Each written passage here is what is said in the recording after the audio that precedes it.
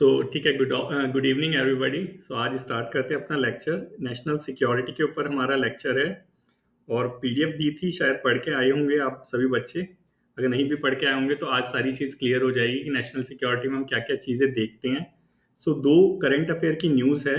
पहली जो न्यूज़ है वो क्या कि पंजाब के अंदर एक ड्रग कार्टेल पकड़ा गया है कि वहाँ पे हीरोइन वगैरह स्मगल होती रहती है पंजाब में।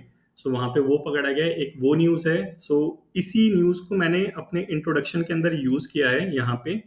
सो आपको ये भी पता चल जाएगा कि कैसे हम अपनी न्यूज़ को इंट्रोडक्शन के लिए यूज़ करते हैं। सो इसी न्यूज़ को मैंने यहाँ पे यूज़ किया। सेकंड जो न्यूज़ है वो है हमारी वायलेंस जो कश्मीर में देखने को मिलता है, उसके ऊपर ये न्यूज़ है हमारी। सो दो न्यूज़ है, इसको इंट्रोडक्शन में यूज़ कर सकते हैं। मैंने कैसे, जो पहली न्यूज़ है पंजाब में जो ड्रग कार्टेल पकड़ा गया है उसको कैसे यूज़ करें इंट्रोडक्शन के अंदर, वो पहले देखते हैं। ठीक है। सो बेसिक सी न्यूज़ थी, उस पूरी न्यूज़ को मैंने यहाँ पे उतार दिया है कि ट्रांसबॉर्डर जो नार्कोटिक्स स्मगलिंग होती है अभी इमाम अमृतसर में, रूरल पुलिस ने वो डिसमेंटल करा है। जो कार्टेल था, बेसिकली कार्टेल इंटरनेशनल कार्टेल था जो हमारे यहाँ पे नेशनली ड्रग सप्लाई करता था। इधर की साइड हमारा क्रीसेंट है, आप सभी को पता होगा, नहीं भी पता होगा तो वो आज पता चल जाएगा। तो वहां से ड्रग सप्लाई होके आता है पाकिस्तान के थ्रू फिर इंडिया के अंदर आता है।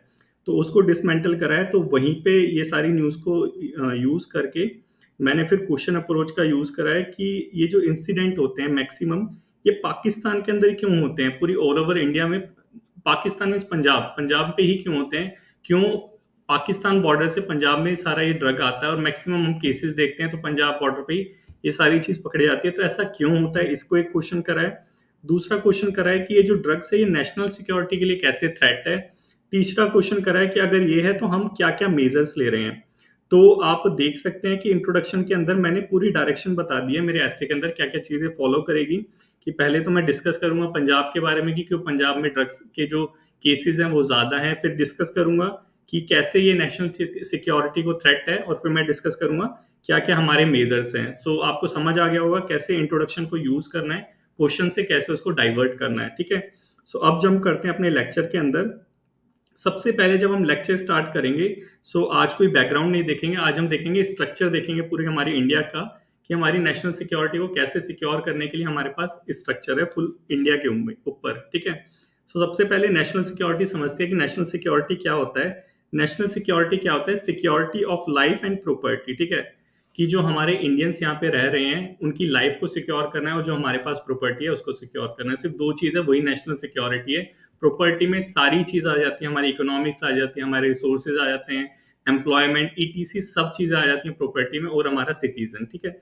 इन दोनों चीजों को सिक्योर करना ही क्या है, हमारी नेशनल सिक्योरिटी। ठीक है।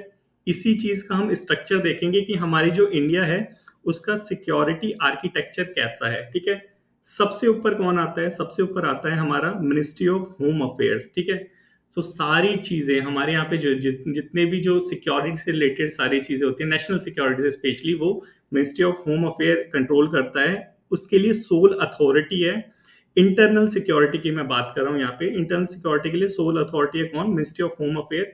इसलिए ही ये जो मिनिस्ट्री ऑफ होम अफेयर एक जिम्मेदार आदमी को दी जाती है, जैसे कि यहाँ पे हमने दे रखा है। ठीक है। ये समझ आया। तो मिनिस्ट्री ऑफ जो होम अफेयर है, हमारा गृह मंत्रालय जो है, हमने देखा सोल अथॉरिटी है इंटरनल सिक्योरिटी के लिए। ठीक है। वो क्या क्या प्रोवाइड कराता है, मैन पावर प्रोवाइड कराता है, फाइनेंशियल सपोर्ट प्रोवाइड कराता है, गाइडेंस और एक्सपर्टीज प्रोवाइड कराता है, किसको, स्टेट को। ठीक है। ये समझा हमने।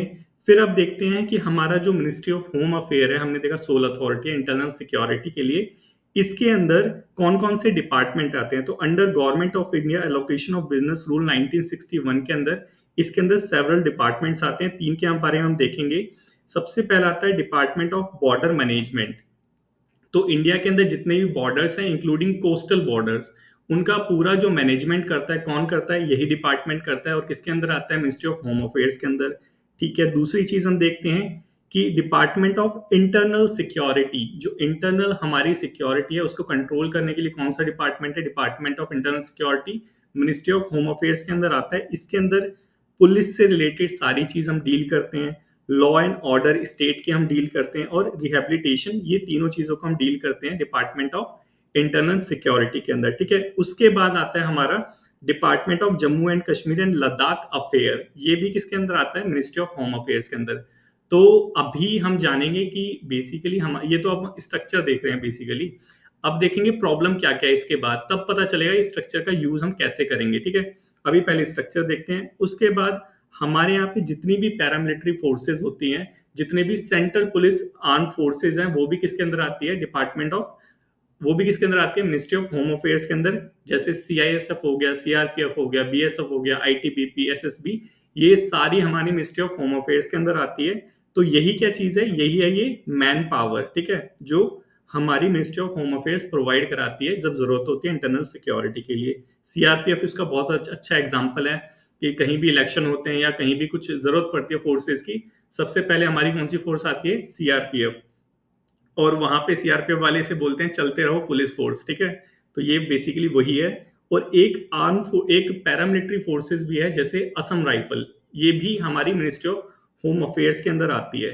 तो ये हमने बेसिकली समझा कि जो हमारी सोल अथॉरिटी है उसके अंदर कौन कौन से डिपार्टमेंट आते हैं। इवन जम्मू एंड कश्मीर का जो अफेयर है वो भी डिपार्टमेंट होम अफेयर के अंदर आता है। सारी चीज इंक्लूडिंग बॉर्डर मैनेजमेंट, फोर्सेस से रिलेटेड सारी चीज कौन देखता है, हमारा मिनिस्ट्री ऑफ होम अफेयर। और जो हमारे ये जो जिम्मेदार मंत्री हैं वो देखते हैं। ठीक है, यहां तक हो गई बात हमारी।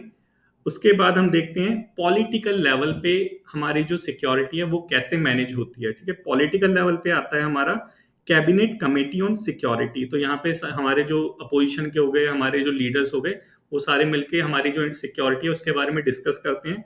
उसके बाद हम देखते हैं एडमिनिस्ट्रेटिव लेवल पे कौन आता है। एडमिनिस्ट्रेटिव लेवल पे हमारी जो सिक्योरिटी मैनेज करता है वो करता है हमारा मिनिस्ट्री ऑफ होम अफेयर, जो अभी हमने देख लिया। ठीक है, उसके बाद पीएमओ ऑफिस हो गया हमारा, प्रधानमंत्री का जो ऑफिस होता है वो, और कैबिनेट सेक्रेटरीट। ठीक है, ये तीनों चीजें हमारी एडमिनिस्ट्रेटिव लेवल की बॉडीज में आती है जो हमारी सिक्योरिटी, नेशनल सिक्योरिटी को देखती है।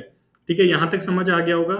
नेक्स्ट देखते हैं अब इंटेलिजेंस लेवल पे कैसे कैसे हम मैनेज करते हैं, कि इंटेलिजेंस कैसे गैदर करते हैं नेशनल सिक्योरिटी के लिए। तो उसके अंदर हमारे दो डिपार्टमेंट आते हैं, एक आता है आईबी इंटेलिजेंस ब्यूरो और एक आता है रॉ।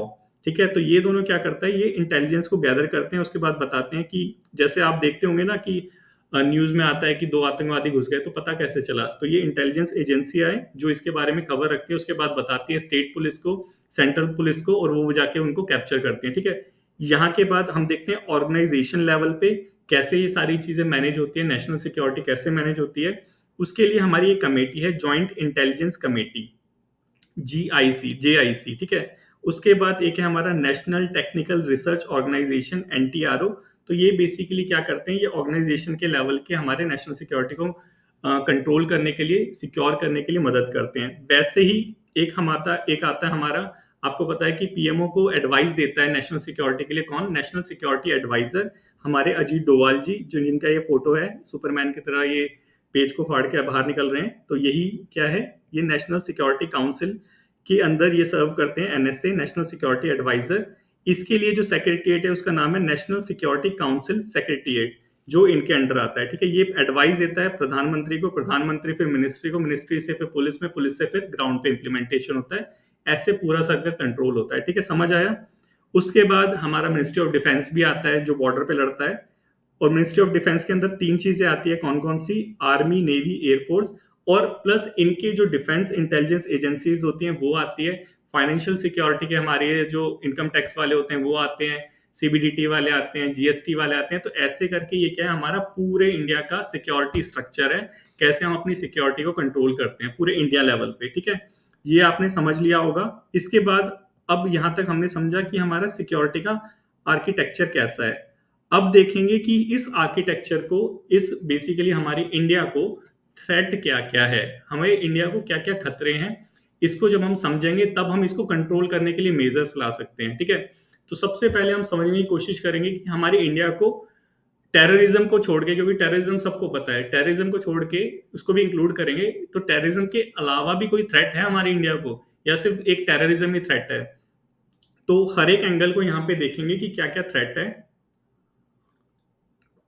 तो थ्रेट में हम सबसे पहले इंटरनल थ्रेट को देखेंगे, कि जो हमारा इंटरनल इंडिया है, रियॉट्स, बिल्कुल ये भी हमारी सिक्योरिटी को थ्रेट है। लेकिन रीजन इसका देखेंगे क्या क्या रीजंस होते हैं। तो रीजन में हम क्या पाएंगे, रीजन में पाएंगे कि अनएम्प्लॉयमेंट हो गया, ठीक है, वो जो होते हैं डाइवर्सिटी हो गया, वो रीजन होते हैं रियॉट वगैरह के। सब चीजों को कवर करेंगे, डोंट वरी रिया। तो सबसे पहले हम इंटरनल थ्रेट देखेंगे कि हमारे इंटरनल थ्रेट के अंदर क्या क्या चीजें आती हैं।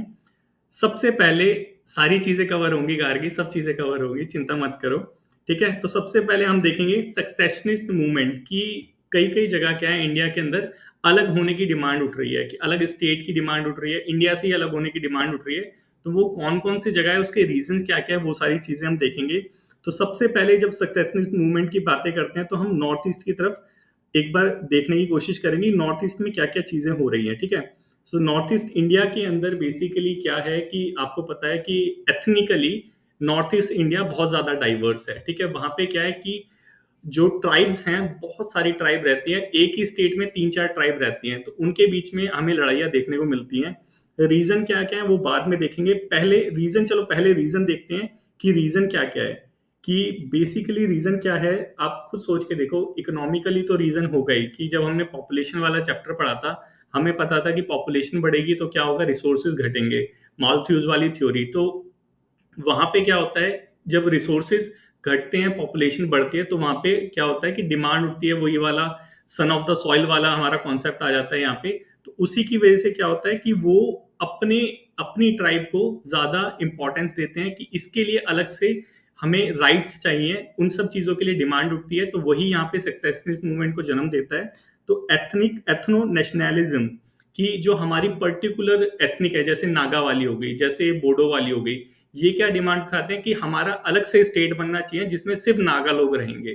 ठीक है, ऐसे ही बोडो वाले कहते हैं कि हमारा अलग से स्टेट बनना चाहिए जहां पे सिर्फ बोडोज रहेंगे, ताकि हमारे जो अधिकार हैं, हमारा जो राइट है, वो उसका हनन ना हो बेसिकली। उसीलिए ये एथनो नेशनलिज्म को जन्म देता है। इसके साथ साथ वहां पे नॉर्थ ईस्ट में और क्या क्या प्रॉब्लम है, वहां पे हमें पता है कि बॉर्डर एरिया है। ठीक है, तो जब बॉर्डर के पार म्यांमार का देख लीजिए, म्यांमार में प्रॉब्लम चल रही है, कंफ्लिक्ट चल रहा है, तो वहां से जो ट्राइब है वो भी इंडिया के अंदर माइग्रेट कर रही है। ठीक है, वहां से रेफ्यूजीज आ रहे हैं, रेफ्यूजीज आ रहे हैं, तो बॉर्डर एरिया पे क्या होता है, सेम सी ट्राइब रहती है। ठीक है, तो वो आके यहाँ पे क्या होता है, रिसोर्सेज और प्रेशर क्रिएट करते हैं। और ये जो सक्सेशनिस्ट वाली जो मूवमेंट होता है, सक्सेशनिस्ट वाली जो फीलिंग होती है, इसको कहीं ना कहीं वो जन्म देते हैं कि भाई हमारे साथ तो बॉर्डर के पार वहां पे हो ही रहा है, तुम्हारे साथ भी यहाँ पे ऐसा होगा, नहीं तो अपने लिए डिमांड उठाओ। एक्चुअल में ये सारी चीजें होती हैं। और ये जो लेक्चर है, ये सारा पूरा जो लेक्चर है कवर करा है एक ऑथेंटिक बुक ने। ठीक है, तो पहली चीज देखी एथनो नेशनलिज्म, उसकी वजह से सेक्शनिस्ट मूवमेंट की डिमांड उठती है। सेकंड चीज क्या होती है कि डेवलपमेंट नॉर्थ ईस्ट रीजन में कम है, लिटरेसी लेवल वहां पे ज्यादा है। तो जो हमारा यूथ है, एक तो लिटरेट यूथ है, ठीक है, उसको एम्प्लॉयमेंट चाहिए, लेकिन डेवलपमेंट नहीं है वहां पे इंडस्ट्रीज नहीं है, वहां पे एम्प्लॉयमेंट जनरेशन बहुत कम है। उसकी वजह से क्या होता है कि वो अपने हित के लिए, क्योंकि वहां के लीडर्स होते हैं, वो क्या करते हैं, इन्हीं चीजों को तो यूज करते हैं, हमने देखा था ये सारी चीजें। तो वहां पे डिमांड उठती है कि भाई हमारे लिए भी अलग से राइट्स होने चाहिए। ठीक है, यही रीजन था मणिपुर में जो कुकी और उसका एसटी का जो वो मिल रहा था रिजर्वेशन, उसकी वजह से मणिपुर वायलेंस हमें देखने को मिला। ठीक है, वो भी सारी चीज डिस्कस करेंगे। और क्या रीजन होते हैं कि वहां पे जो गवर्नेंस है वो बहुत ही लो लेवल का होता है, कि वहां की जो पुलिस है उसमें ही पावर नहीं है।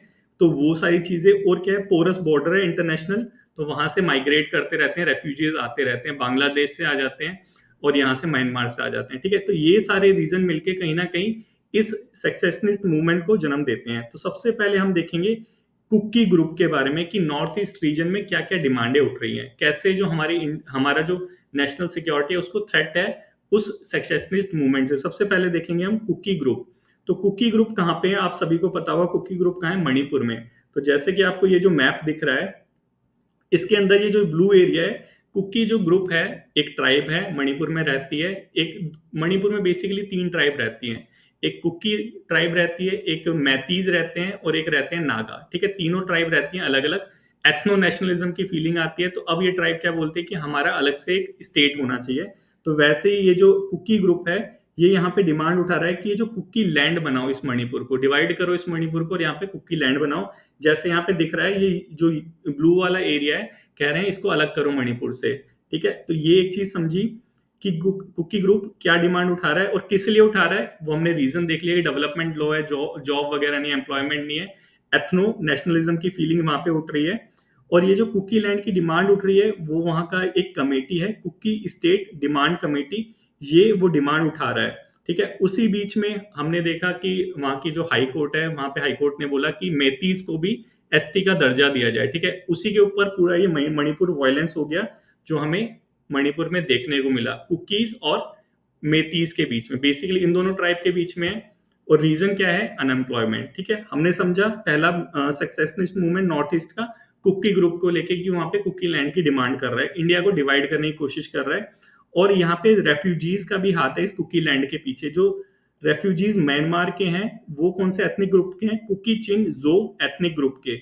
ये जब म्यांमार में ये जो कंफ्लिक्ट हुए इसके बाद ये माइग्रेट करके इंडिया में आ गए, यहाँ पे रिसोर्सेज पे प्रेशर बढ़ाया और ये सक्सेसनिस्ट मूवमेंट को जन्म दिया। ठीक है, हमने समझा कैसे हुआ। नेक्स्ट देखते हैं, नेक्स्ट जो डिमांड उठ रही है वो कहाँ पे? नागाज में। नागाज भी अब डिमांड उठा रहे हैं, अलग अलग सारे रीजन सेम। नागाज क्या कह रहे हैं कि ग्रेटर नागालिम एस्टेब्लिश करो, कि हमें नागालैंड चाहिए ग्रेटर नागालिम के नाम से। ठीक है, पूरा जो वहां पे जो लोग रहेंगे वो कहेंगे कौन रहेंगे? नागाज रहेंगे। तो ये जो दिख रहा है आपको डॉटेड एरिया, ये वाला एरिया, वो कह रहे हैं इसको पूरा क्या बनाओ? नागालिम बनाओ, ग्रेटर नागालैंड बनाओ। ठीक है, तो यहाँ पे अलग जो ट्राइब होगी, अब खुद सोच के देखो कि जहां पे ये सक्सेसनिस्ट मूवमेंट हो रहा है कि बोल रहे हैं पूरा एक स्टेट बनाओ जहां पे सिर्फ नागा रहेंगे, अगर वहां पे कोई और ट्राइब रहेगी तो क्या करेंगे उसके साथ? वही जो मणिपुर वायलेंस में देखने को मिला हमें। ठीक है, तो ये क्या है? ये हमारी नेशनल सिक्योरिटी को थ्रेट है, हमारे रिसोर्सेज वगैरह वहां पे सारे हैं। अगर देखो किसी स्टेट में इनस्टेबिलिटी क्यों हमारे लिए खतरा होती है?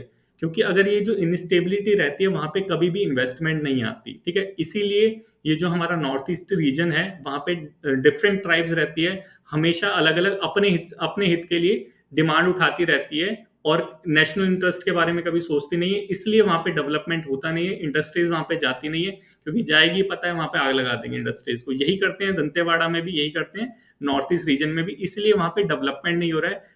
तो ये एक विशियस साइकिल में कन्वर्ट हो गया है, क्योंकि डेवलपमेंट नहीं है इसलिए डिमांड उठ रही है, डिमांड उठ रही है इसलिए डेवलपमेंट नहीं हो रहा है। ठीक है, समझ आया कैसे चीजें होती हैं? तो यहीं पे ये जो ग्रेटर नागालैंड की डिमांड उठ रही है उसमें इजाक मोहिवा, ये जो NSCN-IM जो ग्रुप है ये डिमांड उठा रहा है वहां पे। ठीक है, तो बेसिकली यहाँ पे इंडिया ने क्या करा है, उनके बीच में सीज फायर एग्रीमेंट हो गया, 25 साल हो गए हैं, अभी तक वहां पे वो जो गोलाबारी होती थी वो चीज नहीं हुई है उनके साथ। तो भगवान का शुक्र है कि चलो एक एक ग्रुप तो थोड़ा शांत है, लेकिन ये भी बीच बीच में अपनी जो वो जो है वो दिखाता रहता है। ठीक है, कभी कभी ये करता रहता है, ये भी गोलीबारी अभी देखेंगे, न्यूज में भी है सारी चीजें ये। नेक्स्ट नॉर्थ ईस्ट में क्या हो रहा है, वहां पे एक उल्फा ग्रुप है। ठीक है, उल्फा और बोडो को एक साथ देखेंगे तो हमने देखा था रेफ्यूजीज वगैरह आते हैं, पोरस बॉर्डर है हमारा, बांग्लादेश से घुस के हमारे असम में आ गए सारे, और वहां पे बोडो और ये बंगाली के बीच में लड़ाई होती रहती है, ये हमने देखा था शायद। ठीक है, तो वहीं जो हमारा असम है वहां पे बोडोज भी रहते हैं। तो अब जो उल्फा ग्रुप है वो बोल रहा है कि सॉवरिन असम बनाओ पूरा। ठीक है, जो असम वो अहोम वाला जो किंगडम था वो वाला असम हमें चाहिए, ये कह रहा है उल्फा ग्रुप।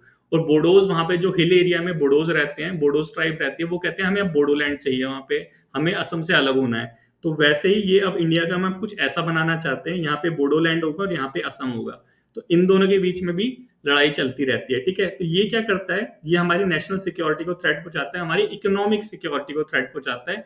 इसलिए जो हमारा नॉर्थ ईस्ट रीजन है वो डेवलप नहीं हो पा रहा, क्योंकि वहां पे ये जो सक्सेसनिस्ट मूवमेंट है इनकी डिमांड उठती रहती है कि भैया अलग करो हमें यहाँ पे, और लड़ाई होती रहती है। अब तुम खुद सोच के बैठो, खुद सोचो एक बार कि ये नागा वाले जो ग्रुप हैं ये पूरा इन्होंने मणिपुर कैप्चर कर लिया। ठीक है, पूरा नागालैंड, अरुणाचल प्रदेश कैप्चर कर लिया, असम कैप्चर कर लिया, और वहां पे जो ट्राइब होगी वो कहाँ जाएगी? वो इनकी डिमांड को कभी एक्सेप्ट करेगी? इसीलिए ये जो इन सब लोगों की डिमांड है कभी फुलफिल नहीं हो सकती, क्योंकि मणिपुर में अलग से वो कुकी और मेतीज लड़ रहे हैं, यहाँ पे नागाज भी बोल रहे हैं कि इनको हटाओ यहाँ पे हम अपना रूल एस्टेब्लिश करेंगे। तो इसीलिए ये जो हमारा जो उधर के साइड वाला जो हिस्सा है वो डिस्टर्ब एरिया में हमेशा काउंट होता है, वहां पे अपसा लगा रहता है, आप सभी को पता होगा। ठीक है, अब देखते हैं, हमने एक हिस्सा देख लिया अपना नॉर्थ ईस्ट रीजन, वहां पे तो इंस्टेबिलिटी है जबरदस्त। अब देखते हैं नीचे की साइड आते हैं अपने थोड़ा वेस्टर्न साइड में, वेस्ट नॉर्थ की साइड में हमारा जो पंजाब है। ठीक है, वहां पे भी सक्सेसनिस्ट मूवमेंट की डिमांड उठती रहती है। और ये जो पंजाब है ये तो बेसिकली भारत से ही अलग होना चाहता है, उसको अलग स्टेट नहीं चाहिए, भारत से ही अलग होना है। तो यहाँ पे ये जो क्वेस्ट है, ये जो डिमांड है, ये आप ट्रेस करेंगे तो आप 1947 में जब इंडिया और पाकिस्तान का पार्टीशन हुआ था उस टाइम से ये डिमांड उठनी चालू हुई थी कि सिख के लिए भी अलग स्टेट होना चाहिए। ठीक है, लेकिन इस डिमांड का जो मतलब एग्रेसिव रूप इतना ज्यादा नहीं था जो पाकिस्तान वाला था, तो उनको पंजाब देके शांत कर दिया। इंडिया क्या है, एक डेमोक्रेटिक कंट्री, एक सेकुलर कंट्री है। इंडिया में कभी भी कोई भी जो स्टेट है वो रिलीजियस के बेस पे कभी भी एस्टेब्लिश नहीं हो सकता, किसी भी स्टेट को रिलीजियस के बेस पे हम नहीं बना सकते। लैंग्वेज के बेस पे बना सकते हैं। तो जो पंजाब है वो लैंग्वेज के बेस पे बना था। फजल अली कमीशन थी, उसकी रिपोर्ट को याद करना, उसने भी एक्सेप्ट करा था कि लैंग्वेज को एक क्राइटेरिया यूज कर सकते हैं। आंध्र प्रदेश जो पहला बना था, तो पंजाब जो बना वो लैंग्वेज के बेस पे बन गया था, ठीक है। लेकिन फिर भी जो ये जो इशू था कि अलग से स्टेट चाहिए, अलग से कंट्री चाहिए, स्टेट मतलब कंट्री चाहिए सिखों के लिए जैसे पाकिस्तान है, वो अभी तक रिसॉल्व नहीं हुआ। और ये जो है डिमांड, ये बीच बीच में उठती रहती है। और इसका रीजन क्या है कि जो विदेश में जो लोग हैं, प्लस जो पाकिस्तान हमारा जो सकीना के पापा वाला जो देश है, ये देश, ये दोनों हमारी इंडिया की इंटरनल सिक्योरिटी को डिसस्टेबलाइज करने के लिए भी ये डिमांड उठवाता रहता है, ठीक है। ये सारा गेम चल रहा है, ठीक है। तो वहीं पे यहाँ पे देखेंगे कि कुछ एलिमेंट है जैसे बब्बर खालसा इंटरनेशनल, ये इंडिया ने इसको टेररिस्ट ऑर्गेनाइजेशन बना दिया है ऊपा के अंदर। तो ये सारे जो लोग हैं यही हमारे इंडिया में डिसस्टेबिलिटी फैलाते हैं और यहाँ पे खालिस्तान की डिमांड उठवाते हैं, ठीक है। खालिस्तान कमांडो फोर्स हो गया, यही सारे लोग मिलके क्या कर रहे हैं, हमारी इंडिया के अंदर खालिस्तान के लिए डिमांड उठा रहे हैं कि जो हमारा पंजाब है उसको इंडिया से अलग करो और खालिस्तान बनाओ, ठीक है। तो हमने दो हिस्से देख लिए बेसिकली, एक तो नॉर्थ ईस्ट रीजन देख लिया जहां पे डिसस्टेबिलिटी है, और एक हमने देख लिया वेस्ट वाला जहां पे पंजाब, जहां पे खालिस्तान की डिमांड उठ रही है, ठीक है। अब देखते हैं, हम थोड़ा सा और ऊपर चलते हैं कश्मीर की साइड, ठीक है। कश्मीर में क्या हो रहा है, ये सारा इंटरनल सिक्योरिटी का मैटर है कि भैया इंडिया को पूरा अलग करने के लिए डिमांड उठ रही है कि नॉर्थ ईस्ट वाले वो अलग कर रहे हैं, यहाँ से ये अलग कर रहे हैं, ऊपर से वो अलग कर रहे हैं, ठीक है। अब ऊपर जब हम आते हैं हमारे इधर की साइड, बोडो वाले, ये देखो बोडोलैंड, उसे उद्यांचल कहते हैं, वो उद्यांचल बनाओ इसको, बोडोलैंड या उद्यांचल, ठीक है। अब आ गए हम कश्मीर में। कश्मीर में क्या है कि बॉर्डर पार से मिलिटेंट जो एक्टिविटी है वो होती रहती है, ये सभी को पता है, आए दिन न्यूज आती रहती है, उरी पे अटैक होता है, पुलवामा पे अटैक होता है।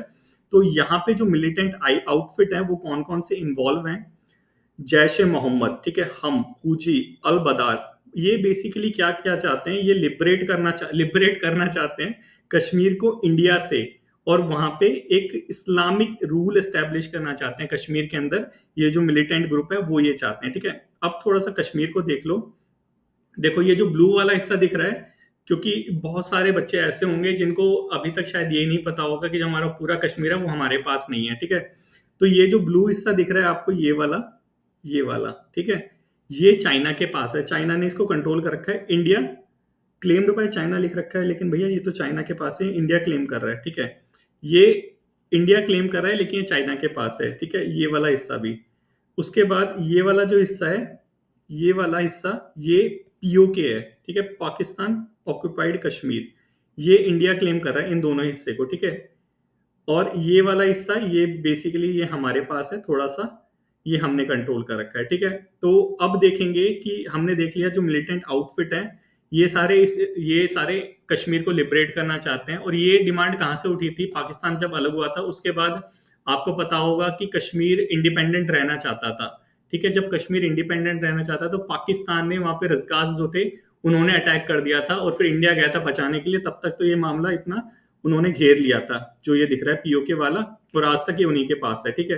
तो ये जो है इस्लामिक स्टेट स्टैब्लिश करना चाहते हैं कश्मीर के अंदर, और यहाँ पे ये जो एक्टिविटी है मिलिटेंट वाली, ये फैलाते रहते हैं। तो ये हमारी इंटरनल सिक्योरिटी को थ्रेट है। और ये जो सारे टेररिस्ट ऑर्गेनाइजेशन है, मिलिटेंट आउटफिट है, इनको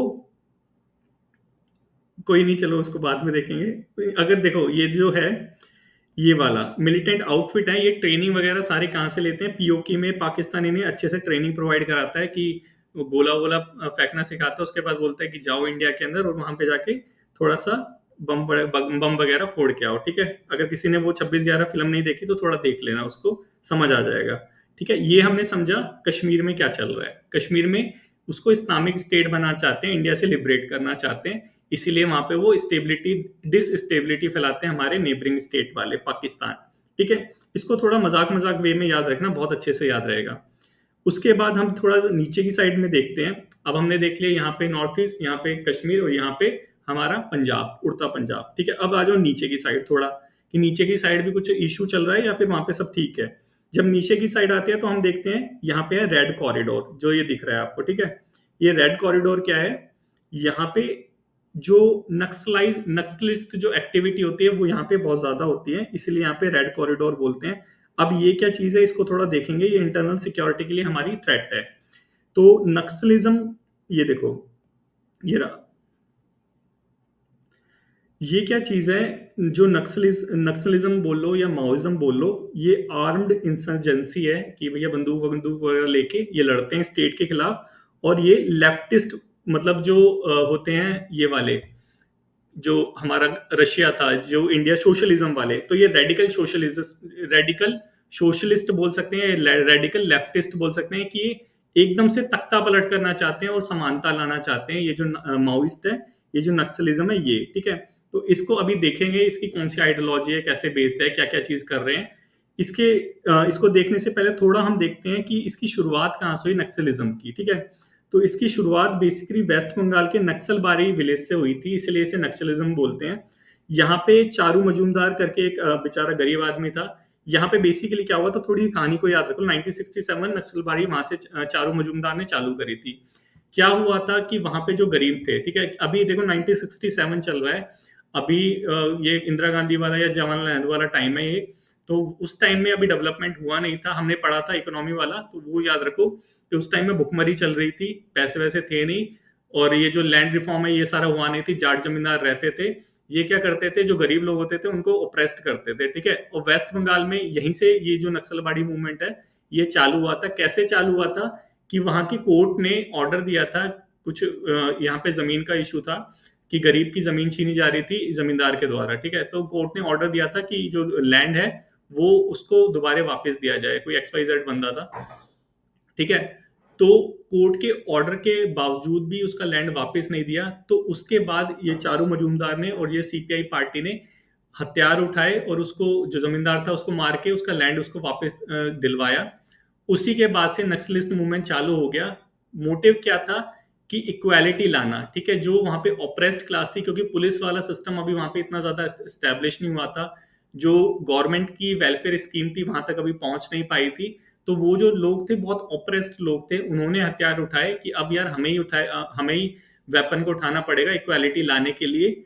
यहीं से चारू मजूमदार ने नक्सलिस्ट मूवमेंट नक्सलबारी विलेज से चालू करा 1967 में। यही एक्चुअल स्टोरी है जो मैंने बताई, ठीक है। और अब देखते हैं कि ये जो लोग हैं नक्सलिस्ट हैं, जो ये जो रेड कॉरिडोर वाले जो लोग हैं जो हथियार उठा के जमींदारों को मारते रहते हैं, इनका बेसिकली आइडियोलॉजी क्या है। इनकी जो आइडियोलॉजी है ये तीन लोगों से इन्फ्लुएंस्ड हुए हैं, मार्क्सिज्म, लेनिन और माओइज्म, ठीक है। माओइज्म चाइना वाला, वो कल्चरल मूवमेंट वाला, अगर किसी को याद हो, पता हो तो। MLM से चालू हुए। MLM का बेसिकली क्या चीज है, देखो, ये क्या चाहते हैं, माओइस्ट बेसिकली क्या चाहते हैं, सोशलिज्म को एस्टेब्लिश करना चाहते हैं, ठीक है। मार्क्सिज्म का सोशलिज्म एस्टेब्लिश करना चाहते हैं कि सब लोगों में समानता हो, इक्वल डिस्ट्रीब्यूशन ऑफ वेल्थ हो, ठीक है। ये है सोशलिज्म। कैसे एस्टेब्लिश करेंगे, जो स्टेट है उसको हटा देंगे, कि जो इंडिया का जो इंडियन गवर्नमेंट है उसको भगाओ वहां से, ठीक है। उसको ओवरथ्रो करना है, उसको हटा दिया। उसके बाद आर्म स्ट्रगल से हटा के फिर ये सोशलिज्म लाएंगे। समझ आया क्या उसकी आइडियोलॉजी है, कि स्टेट को, जो ये नक्सलाइट वाले जो स्टेट है वहां से वो पुलिस को, वहां से वो स्टेट को, इंडियन गवर्नमेंट को हटाना चाहते हैं, खुद स्टेट को कैप्चर करना चाहते हैं और फिर सोशलिज्म को एस्टेब्लिश करना चाहते हैं। ये उनकी आइडियोलॉजी है। इसलिए आर्म स्ट्रगल हमें देखने को मिलता है आए दिन। छत्तीसगढ़ हो गया, दंतेवाड़ा हो गया, किरंदुल हो गया, बचेली हो गया, ऐसे एरियाज में, ठीक है। यहाँ पे और क्या चीज देखते हैं, देखो, एक चीज का ध्यान रखना कि ये जो सारी चीजें हैं, नक्सलिज्म की जो प्रॉब्लम है, कौन से स्टेट में हमने देखा था 1967 में क्या चल रहा था, स्टेट नहीं थी वहां पे, वेलफेयर स्कीम नहीं थी, लिटरेसी नहीं थी, तो ये सारी चीजें थी, इसलिए नक्सलिज्म चालू हुआ। अब गवर्नमेंट वहां पे प्रोवाइड कराना चाहती है सारी चीजें, और ये लोग अब आने नहीं दे रहे वहां पे डेवलपमेंट को। वही विशियस साइकिल फिर से आ गई यहाँ पे, कि डेवलपमेंट नहीं था इसलिए नक्सलिज्म चालू हुआ, अब नक्सलिज्म चालू हो गया इसलिए डेवलपमेंट नहीं आने दे रहा। आए दिन न्यूज में देखते हो सिक्योरिटी फोर्सेस को मार दिया जाता है। रीजन क्या है, वहां पे सिक्योरिटी फोर्सेस कर क्या रही है, इनको थोड़ा ना मारने गई हैं। सिक्योरिटी फोर्सेस क्या कर रही है बेसिकली, वहां पे जो डेवलपमेंट होता है, वहां पे जो नई नई मशीन, वो जो कंपनीज जाती हैं, ठीक है, हमारी PSUs जाती है वहां पे, ये रोड वगैरह इंफ्रास्ट्रक्चर क्रिएट करने के लिए, NMC हो गया, NDMC हो गया, ये सारी जाती है कंपनी। इनके व्हीकल्स, इनके ऑफिसेज में आग लगा देते हैं वो लोग, कि यहाँ पे डेवलपमेंट आने नहीं देंगे। स्कूलों में आग लगा देते हैं वो लोग, कि यहाँ पे अब एजुकेशन को नहीं आने देंगे। तो वही विशियस साइकिल फिर से कन्वर्ट हो गई जो हमने अभी देखी थी, कि डेवलपमेंट नहीं था इसलिए नक्सलिज्म आया, नक्सलिज्म है इसलिए डेवलपमेंट नहीं आ रहा है, ठीक है। ये सारी चीजें, तो ये अभी अभी यहाँ पे बहुत ज्यादा रिड्यूस हो गया, अराउंड 57% जो इंसिडेंसेस हैं नक्सलाइट्स के वो रिड्यूस हो चुके हैं, लेकिन फिर भी यहाँ पे हैं। और सबसे ज्यादा कहाँ पे है? जहाँ पे लिटरेसी ज्यादा है, जहाँ पे पॉवर्टी ज्यादा है, जहाँ पे पॉपुलेशन ज्यादा है, उन स्टेट में हमें नक्सलाइट्स की प्रॉब्लम अभी देखने को मिलती है। और ये जो रेड कॉरिडोर यहाँ पे दिख रहा है आपको, ठीक है, यहाँ पे उड़ीसा वाले हिस्से में अब यहाँ पे गैप आ गया है। गैप क्यों आया है अभी देखते हैं। देखो सिग्निफिकेंट गैप आ गया है उड़ीसा वाले हिस्से में। क्यों? क्योंकि वहां पे लिटरेसी लेवल और इकोनॉमिक डाइवर्सिफिकेशन हायर है, ठीक है। तो बेसिकली अब आपको समझ आ गया होगा कि रीजन क्या होता है इन सब इंसर्जेंसीज का। डेवलपमेंट नहीं आया है, इसी की वजह से सारी चीजें होती रहती है। हमने पॉपुलेशन में भी अच्छे से समझा था। और देखते हैं ये जो नक्सलाइट वाली चीजें हैं, इंटरनेशनल लिंकेज भी है इनका, ठीक है। इंटरनेशनल क्या लिंकेज है कि ये जो नक्सलाइट्स ग्रुप है हमारे इंडिया वाला ऐसा नहीं है सिर्फ हमारे इंडिया में है, इसके तार हमारे यहाँ से नेपाल से जुड़े हुए हैं, इसके यहाँ श्रीलंका से जुड़े हुए हैं, ठीक है, और यहाँ से फिर ये पाकिस्तान से भी जुड़े हुए हैं। कैसे ये सारे लोग मिलकर हमारे इंडिया को तबाह करना चाहते हैं, इसको भी समझना, ठीक है, क्योंकि ये लिखने में बहुत मदद करेगा। इंटरनेशनल लिंकेज कैसे हमने 2001 में देखा कि जितने भी साउथ ईस्ट एशिया में नक्सलाइट्स हैं, नक्सलाइट्स कौन है? जो एमएनएम वाली आइडियोलॉजी से इन्फ्लुएंस्ड है, सोशलिज्म स्टैब्लिश करना चाहते हैं स्टेट को हटा के, ठीक है। ये इनका मोटिव है। मोटिव को याद रखना, क्या इनका मोटिव है? सोशलिस्ट वाले हैं, लेफ्टिस्ट हैं ये सोशलिस्ट वाले लेफ्टिस्ट है। गवर्नमेंट को हटा के यहाँ पे सोशलिज्म लाना चाहते हैं, इक्वालिटी लाना चाहते हैं इन टर्म ऑफ इकोनॉमी, ठीक है। तो ये जो साउथ एशिया के अंदर जितने भी नक्सलाइट ग्रुप थे, इन्होंने अपना एक ग्रुप बनाया था, coordination committee of Maoist party and organisation of South Asia, कोम्पोसा, ठीक है। तो बेसिकली ये जो कोम्पोसा बनाया था, ये क्या कर रहा था, जितने भी नक्सलाइट्स हैं, पाकिस्तान हो गया, नेपाली हो गया, एलटीटी हो गया, यहाँ पे मिलके ये आर्म्ड और ट्रेनिंग प्रोवाइड करा रहे थे नक्सलाइट्स को। तो देखो कितना अच्छा काम कर रहे हैं ये लोग हमारे इंटरनल सिक्योरिटी के लिए। ये कोम्पोसा और ये पाकिस्तानी, नेपाली और एलटीटी वाले, एलटीटी यहाँ पे श्रीलंका में है। राजीव गांधी वाला आपको याद होगा, राजीव गांधी को एलटीटी वालों ने उड़ाया था। राजीव गांधी प्राइम मिनिस्टर शायद वोट मांग रहा था उस टाइम में, लेकिन करंटली प्राइम मिनिस्टर था, उसको एलटीटी वालों ने उड़ाया था। देखो इतने पावरफुल हैं ये लोग। तो ये हमने कुछ समझी हमारी इंटरनल सिक्योरिटी को क्या क्या थ्रेट है। नॉर्थ ईस्ट देखा हमने, कश्मीर देखा हमने, पंजाब देखा हमने, पूरा रेड कॉरिडोर देखा, और कुछ हमने रीजंस देखे, क्या क्या रीजंस है, ठीक है। अब हम देखते हैं कि और क्या क्या थ्रेट है। अब पहले तो थ्रेट को समझना पड़ेगा, थोड़ा सा लंबा लेक्चर है। और थ्रेट देखते हैं, तो अब एक्सटर्नल थ्रेट देखेंगे। इंटरनल देख लिए, एक्सटर्नल में क्या आता है? एक्सटर्नल में आता है टेररिज्म, टेररिस्ट जो लोग हैं, जो बंदूकें लेके वो एरोप्लेन सीधा डब्ल्यूटीओ में डाल देते हैं, वही लोग हैं टेररिस्ट, और उनको पहले हम देखेंगे। तो टेररिस्ट में इंडिया का ये जो ग्लोबल टेररिज्म इंडेक्स है, पहले उसको देखते हैं कि इंडिया की 13th रैंक है, 13th। चलो शुक्र है टॉप पे नहीं है, टॉप पे है हमारा अफगानिस्तान, ठीक है। तो इंडिया की 13th रैंक है, और ये लोग 13th रैंक किसमें? टेररिज्म में, कि हमारे यहाँ पे टेररिस्ट एक्टिविटी होती रहती है। और फ्रंट रनर कौन है, कौन कौन करवाते हैं? हमने कश्मीर वाला देखा था, वहां पे अलकायदा और तालिबान फ्रंट रनर है। और इंडिया भी इसकी प्रॉब्लम से, हम भी जो इसकी प्रॉब्लम से अछूते नहीं है। और हमारे यहाँ पे प्रॉब्लम बेसिकली क्या है, हम इधर की साइड से, पाकिस्तान की साइड से स्टेट स्पॉन्सर टेररिज्म को फेस करते हैं, कि जो स्टेट है वही स्पॉन्सर कर रहा है टेररिज्म को, वही अपना पीओके में ट्रेनिंग प्रोवाइड करा रहा है, और इंडिया में जाके कह रहा है यहाँ पे थोड़ा डिसस्टेबिलिटी फैलाओ। उसी का एग्जाम्पल है लश्कर ए तौयबा, ठीक है। यहां तक देखा। उसके बाद थोड़ा सा देखते हैं कि ये जो टेररिज्म होता है, ये जो टेररिस्ट होते हैं, ये किसी एक कंट्री स्पेसिफिक में तो रहते नहीं है, ठीक है। ये क्या होते हैं? ट्रांसनेशनल टेररिस्ट होते हैं, ठीक है। ये मोटिवेटेड कैसे हैं? इस्लामिस्ट फंडामेंटलिज्म से, आइडियोलॉजी से, ठीक है। कि ये क्या चाहते हैं? इस्लामिक स्टेट को फॉर्म करना चाहते हैं, इस्लामिक स्टेट बनाना चाहते हैं, ठीक है, जहां पे भी ये टेररिस्ट फैलाते हैं। और इनकी जो आइडियोलॉजी है, ये किससे मतलब सेक्टिफाई होती है? जिहाद, होली वॉर, की वो किसके लिए कर रहे हैं ये सारी टेररिस्ट एक्टिविटी? जिहाद के लिए कर रहे हैं। और फिदाइन अटैक, ठीक है, इसकी सेल्फ सेक्रीफाइस, सुसाइड वाला जो होता है, वो वाली चीज, ठीक है। तो ये दोनों चीज होती है, और इसी के एग्जाम्पल हम कुछ देखेंगे। इससे पहले देखते हैं रीजन क्या है, क्यों ये फैल रहा है। ये क्या करते हैं कि जो बैकवर्डनेस है, रीजनल इकोनॉमिक डिस्पैरिटी, और जो हमारा यूथ इसकी वजह से फ्रस्ट्रेट हो रखा है, उसको वो यूटिलाइज करते हैं, उस चीज को वो यूटिलाइज करते हैं, और हमारे जो यूथ है उनको हमारे अगेंस्ट में ही यूज करते हैं as a weapon. Sleeper cell जो हो गया, वो भी इसके अंदर आता है। तो इंडिया के अंदर कुछ अटैक देखते हैं। हमने देखा कि इसकी आइडियोलॉजी क्या है? इस्लामिस्ट फंडामेंटलिज्म है, ये जिहाद वाला और फिदाइन वाला, ठीक है। इस वर्ड को यूज करना, ये मैंने बुक से लिया है, ये ऐसा नहीं है कि मैंने कहीं सोशल मीडिया से देख के लिया, ये मैंने प्रॉपर एक पूरी बुक पढ़ी है।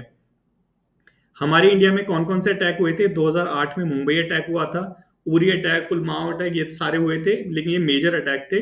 पार्लियामेंट के ऊपर 2001 में अटैक हुआ था, 2008 में 8 में मुंबई पे अटैक हुआ था। ठीक है, तो इन दोनों चीज को याद रखना, और ये याद रखना कि ये जो टेररिज्म है ये इंडिया स्पेसिफिक नहीं है, ये ग्लोबल स्पेसिफिक है, ट्रांसनेशनल है टेररिस्ट एक्टिविटी। ठीक है, इससे हम ही नहीं, यूएस भी इफेक्टेड है, वो डब्ल्यूटीओ वाला। ठीक है, वो याद रखना। ठीक है, ये हमने क्या समझा? एक्सटर्नल थ्रेट में टेररिज्म का एक रूप। अब टेररिज्म में एक और आता है, narco terrorism. Narco terrorism basically क्या होता है? यहाँ पे नार्को मीन्स ड्रग ट्रैफिकिंग भी होती है और टेररिस्ट वायलेंस भी होता है। अब देखो, जो टेररिस्ट है उन सबको पैसे तो चाहिए, गन वगैरह या बम वगैरह खरीद के तो लेके आते हैं, कहीं तो पैसे, कहीं से तो पैसे अर्न करते होंगे। पैसे कहाँ से अर्न करते हैं? ये ड्रग वाली एक्टिविटी से पैसे अर्न करते हैं। ठीक है, तो वही क्या है, नार्को टेररिज्म है। उस चीज को हम देखेंगे कि जो नार्को टेररिज्म है ये बेसिकली मोटिवेटेड होता है इकोनॉमिक रीजन से, कि भाई पैसे चाहिए, ये सारी गोला बारूद खरीदने के लिए, फ्री में तो आएगा नहीं सारा।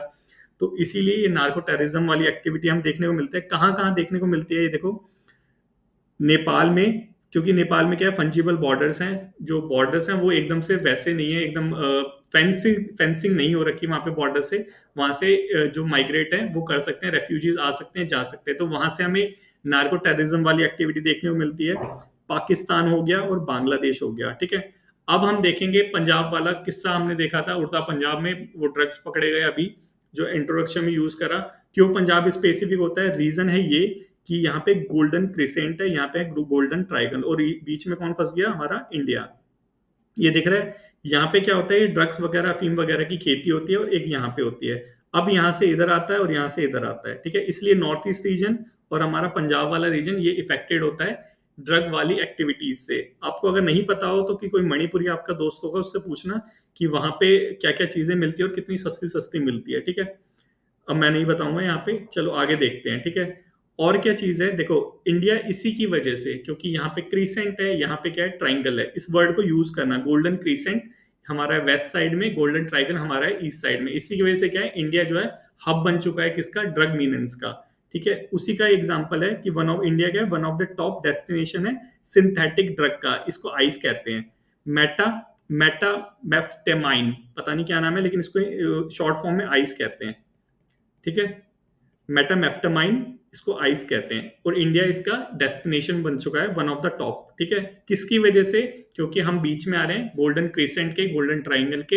यहाँ पे ड्रग की खेती होती है, और जो हमारे नेबरिंग स्टेट है हमारे इतने ज्यादा फ्रेंडली है नहीं कि हमें बचाएंगे, तो यहाँ पे कहते हैं कि इधर ही घुसाओ ये सारी चीजें, और यहाँ पे हमारा जो इंटरनल जो हमारे स्ट्रक्चर है उसको बिगाड़ रहे हैं, हमारी इकोनॉमी को बिगाड़ रहे हैं, हमारे जो यूथ है उसको बिगाड़ रहे हैं। और इसकी वजह से क्या हो रहा है, उनको फाइनेंसिंग मिल रही है टेररिस्ट वाली, हमारा जो पैसा है वो बाहर जा रहा है। ये सारी चीजें हो रही है बैकग्राउंड के अंदर। ठीक है, ये समझा, ये है नार्को टेररिज्म। ये क्या है, इंडिया की नेशनल सिक्योरिटी के लिए एक थ्रेट है। और क्या चीजें हैं? और एक है बायो टेररिज्म। ये क्या चीज है? अभी देखो, ये जो बायो टेररिज्म है ये इतना ज्यादा नहीं है यूज में, लेकिन ये भी एक थ्रेट हो सकता है वर्ल्ड के लिए। इसलिए इस वर्ड का मैंने यहाँ पे यूज किया, बायो टेररिज्म, कि कोई भी जीवाणु, कीटाणु या फिर कोई माइक्रो ऑर्गेनिज्म है उसका यूज करके उसको एज अ वेपन हम यूज करें, तो वो है बायो टेररिज्म। अभी तक नहीं यूज किया है, चलो भगवान का शुक्र है। ठीक है, यहां तक हमने समझा एक्सटर्नल थ्रेट में terrorism, narco terrorism, bio terrorism. ठीक है, क्यों क्यों होता है, क्या रीजन है, वो सारी चीज देख ली, क्या बैकग्राउंड में चलता है वो सारी चीज देख ली, क्यों इंटरनल हमारी हमारी जो सिक्योरिटी है, नेशनल सिक्योरिटी है, उसके लिए थ्रेट है, वो देख लिया। ठीक है, अब देखते हैं अब क्या चीज है। अब देखो, हमारा जो इंडिया है, हमारा इंडिया ले लो या वर्ल्ड ले लो, 75% हमारा ट्रेड कहाँ से होता है? सी ऑफ लेन से, ओशन से होता है ना, सी लेन ऑफ कम्युनिकेशन जिसे कहते हैं, वहां से हमारा 75% ट्रेड होता है, सी के मतलब ओशन से होता है। ठीक है, अब उस ओशन में अगर ये सारी चीजें होने लगे तो क्या होगा, हमारा जो ट्रेड है वो थ्रेट में आ जाएगा, इकोनॉमिक सिक्योरिटी थ्रेट में आ जाएगी, नेशनल सिक्योरिटी थ्रेट में आ जाएगी। क्यों? क्योंकि सारी चीज टाई अप है। अगर इकोनॉमी नहीं होगी तो क्या होगा, हमारा यूथ बेरोजगार बैठेगा और फिर बम बनाएगा। ठीक है, तो नेशनल सिक्योरिटी ऑटोमेटिकली थ्रेट में आ जाएगी, क्योंकि वो टेररिस्ट है, वो सोशल मीडिया पे बैठे हैं रिक्रूट करने के लिए कि तुम अनएम्प्लॉयमेंट क्रिएट करो और हम यहाँ से रिक्रूट करेंगे, और फिर वहां पे अफगानिस्तान में उन्हें लड़ने के लिए भेजेंगे। ठीक है, ये एक्चुअल में सारी चीजें, ये सिस्टम है पूरा। ठीक है, अब ये देखो, अब जो हमारा, जो हमने मरीन वाला देखा, मरीन वाले में 75% ट्रेड होता है, वहां पे क्या प्रॉब्लम है, वहां पे पायरेसी और मरीटाइम सिक्योरिटी का हमें प्रॉब्लम है। क्या प्रॉब्लम है कि वो जो सोमालियन है, ये देखो, ये वाला मैप देखो, ये जो दिख रहा है ये वाटर है, ये वाला, ये सारा पानी है। ठीक है, ये हमारा इंडिया, यहाँ से हमारा शिप जाता है, देखो ये क्या होता है, स्ट्रेट ऑफ हॉर्मूज है ये वाला, और ये क्या है, स्टेट ऑफ बब अलमंदब, ठीक है। यहाँ से करके शिप जाता है ऐसे, यहाँ से रेड सी में गया, रेड सी से मेडिटेरियन में, मेडिटेरियन से इधर आ गया, इधर आके जहाँ पे उसे ट्रांसफर करना होता है वहां वो ट्रांसपोर्ट करते हैं, यहाँ यूरोप में चला जाता है, ठीक है। अब ये जो सोमालियन पायरेट्स हैं यहाँ पे, ये क्या करते हैं, बेरोजगार बैठे हुए हैं वहां पे, काम वाम है नहीं, तो वो क्या करते हैं, अपना लकड़ी का नाव बनाते हैं और बोलते हैं चलो लूटने चलते हैं, हमला करते हैं। तो वही यहाँ पे क्या है, पायरेट्स बनते हैं, सोमालियन पायरेट्स की प्रॉब्लम क्रिएट कर रहे हैं, और यहाँ से हमारे जो भी शिप जाते हैं उस पर अटैक करते हैं। प्लस इसके अलावा क्या होता है, ये जो मिडिल ईस्ट रीजन है, अभी पता है यहाँ पे डिसस्टेबिलिटी चल रही है, वॉर चल रही है यहाँ पे, उसकी वजह से यहाँ पे वो है, इसराइल है और यहाँ पे ईरान है, ये दोनों आपस में लड़ रहे हैं, इसकी वजह से यहाँ पे डिस्टेबिलिटी चल रही है, और यहाँ से हमारा ऑयल इंपोर्ट होता है स्टेट ऑफ हॉर्मूज से। अब यहाँ पे जो भी शिप आ रहा है, ईरान क्या कर रहा है, उस पर अटैक कर रहा है। तो इसकी वजह से क्या हो रहा है, हमारा जो एनर्जी सिक्योरिटी है, हमारी जो नेशनल सिक्योरिटी है वो थ्रेट में आ रही है। कुछ भी सिक्योरिटी थ्रेट में आएगी, नेशनल सिक्योरिटी ऑटोमेटिकली थ्रेट में आएगी, ठीक है। तो ये एक इशू है हमारे यहाँ पे, हमारी नेशनल सिक्योरिटी को, ठीक है। अब एक चीज और थोड़ा सा देख के देखो, यहाँ तक तो हमने समझ लिया कि सी लेन ऑफ कम्युनिकेशन वहां पे भी थ्रेट है, सोमालियन पायरेट्स वहां पे हैं और हम पकड़ते रहते हैं उनको। अभी अभी न्यूज देखेंगे इसके बाद। अब एक चीज देखे देखो कि हमारी इंडिया में ये माफिया लोग हैं, इनको तो हमने देखा ही नहीं अभी, इनको तो काउंट ही नहीं करा। ये भी तो हमारी जो नेशनल सिक्योरिटी है, इंटरनल सिक्योरिटी, उसको थ्रेट है। माफिया माफिया जो ग्रुप हो गया, गैंग्स वगैरह होती है, उन्होंने भी तो पूरा एक सर्कल बना रखा है, पूरी एक चेन बना रखी है। अब एक बार इमेजिन करके देखो कि ये जो ऑर्गेनाइज्ड क्राइम है, ये प्लस ये जो सोमालियन है, ये इन तीनों में अगर लिंकेज हो गया तो हमारी क्या हालत होगी। एक बार सोच के देखो कि जो ऑर्गेनाइज क्राइम कर रहे हैं, प्लस ये जो नक्सलाइट्स हैं ये, प्लस ये जो टेररिस्ट हैं ये, अगर तीनों में लिंकेज एक बार एस्टेब्लिश हो गया कि क्यों ये जो टेररिस्ट हैं ये हमारे अंदर इतनी ज्यादा अटैक नहीं कर पाते, क्योंकि इनको यहाँ का वो नहीं पता, पूरा स्ट्रक्चर नहीं पता कैसा क्या चीज होती है। लेकिन ये जो ऑर्गेनाइज्ड क्राइम करते हैं, जो माफिया वाले लोग हैं, इनको सारी चीज पता है, ठीक है, क्योंकि ये इंडियन ही है। अब देखो कि इनका अगर टाई अप उनके साथ हो गया, टेररिस्ट के साथ, तो क्या क्रिएट होगा इंडिया के अंदर, एक बार सोच के देखो। इस लिंकेज को भी हम एस्टेब्लिश नहीं होने देते, हमारे पास लॉज है, ठीक है, इस चीज को याद रखना। तो ये हमारे लिए एक मेजर कॉज ऑफ कंसर्न है, ये लिंकेज भी, ठीक है, इसको भी तोड़ना है हमें। अब देखें, ये देख लिया हमने पायरेसी वाला सीन, पायरेसी के साथ थोड़ा सा लिंकेज भी देख लिया। उसके बाद देखते हैं और क्या थ्रेट है। और है हमारा कम्युनिकेशन नेटवर्क को थ्रेट। कम्युनिकेशन नेटवर्क को मतलब ये साइबर वाला थ्रेट, ठीक है। साइबर थ्रेट में सबसे पहले देखते हैं साइबर आस्पियोनाज। ये क्या होता है कि बेटी बेसिकली इस वो करते हैं, स्पाई करते हैं, जासूसी करते हैं, वही है ये वाला एस्पियोनाज, ठीक है। तो ये क्या करता है, किसी कंट्री के इंटरेस्ट को ये अटैक करता है, बेसिकली वहां की इंफॉर्मेशन को जानता है, उसके अगेंस्ट में फिर वो सारी चीजें बनाता है। सोच के देखो, अगर पाकिस्तान वहां से कोई सॉफ्टवेयर से, किसी भी साइबर वाले ये जो स्पाई करते हैं कि सॉफ्टवेयर से हमारे अंदर क्या चल रहा है, डिफेंस में क्या चल रहा है, मिनिस्ट्री ऑफ होम अफेयर्स में क्या चल रहा है, इन सब चीजों को पता लगाएगा। पता लगाने के बाद स्टेट स्पॉन्सर टेररिज्म, ठीक है, वही कर रहा है, अब उनको बता देगा कि ऐसे ऐसी चीजें चल रही है, अब तुम जाके देख लो।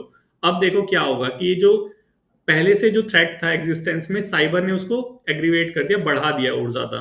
ये बेसिकली प्रोवाइड कराता है, और उसी का एग्जांपल है ऑपरेशन स्लाइड कॉपी। ये हमारे यहाँ पे हुआ था, पाकिस्तान ने करवाया था। सोलर विंड, ये यूएसए का है। ये जो हमारी मिनिस्ट्री की जितनी भी साइट थी, यहाँ से डेटा लीक हो गया था, डिफेस कर दिया था हमारी वेबसाइट्स को सोलर विंड ने।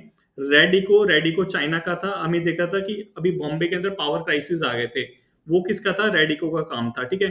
तो ये सारी चीजें क्या हो रही है, ये हो रही है साइबर अटैक या साइबर आस्पियोनाज, दोनों चीजें हो रही है, ठीक है। अब एक चीज तुम सोच के देखो कि हम कितने ज्यादा टेक्नोलॉजी पे डिपेंड हो चुके हैं, ठीक है। हर एक चीज हमारा, चाहे जो न्यूक्लियर एटॉमिक प्लांट हो, चाहे हमारा जो डिफेंस सिस्टम हो, चाहे हमारा जो स्पेस सिस्टम हो, ये सारी चीजें टेक्नोलॉजी पे बेस्ड है। अब देखो कि कितना क्रूशियल हो चुका है हमें अपने ये वाले कम्युनिकेशन स्ट्रक्चर को बचाना, ठीक है। इस चीज को थोड़ा सा याद रखना। और वहीं पे साइबर से रिलेटेड कुछ टर्म है, इसको थोड़ा याद रखना, cyber warfare, cyber terrorism, cyber crime. Cyber crime के बारे में तो हम वुमेन एम्पावरमेंट वाले में देख चुके थे। अब साइबर टेररिज्म बेसिकली क्या होता है कि टेररिस्ट साइबर्स का यूज करते हैं रिक्रूट करने के लिए, अटैक करने के लिए, साइबर टेररिज्म आ जाता है।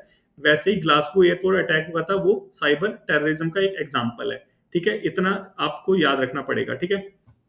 ये क्या चीज है, ये हमने पूरा देख लिया हमारी इंडिया कैसे थ्रेट, हमारी इंडिया को थ्रेट है, नेशनल थ्रेट है, ठीक है। अब थोड़ा मिसलेनियस देख लेते हैं, टेरर फाइनेंसिंग, मनी लॉन्ड्रिंग, ये सारी चीजें। टेरर फाइनेंसिंग था वो मोपी देख ही लिया था हमने। ड्रग वाला नार्को टेररिज्म वही टेरर फाइनेंसिंग है, ब्लैक मनी की प्रॉब्लम अलग है, ऑर्गेनाइज्ड क्राइम की प्रॉब्लम अलग है।